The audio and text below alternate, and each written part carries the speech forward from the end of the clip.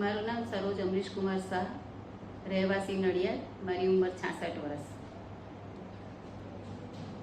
મને છેલ્લા 6 મહિનાથી ખૂબ જ દુખાવો હતો. તેથી હું ઘનશ્યામભાઈ સોડાને બતાવવા આવી. એમણે મને સજેસ્ટ કર્યું કે તમારે ની રિપ્લેસમેન્ટની જરૂર છે. તો મેં 1 મે રાઈટ લેગમાં ની રિપ્લેસ કરાવ્યું. ત્યારબાદ રિકવરી સારી લાગી.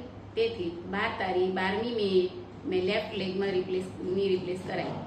આજે મને એકદમ સરસ છે. હું સારી રીતે ચાલી શકું છું, પગ પણ વાળી શકું છું અને મારી સાથે જાતે ઊભી રહી શકું છું.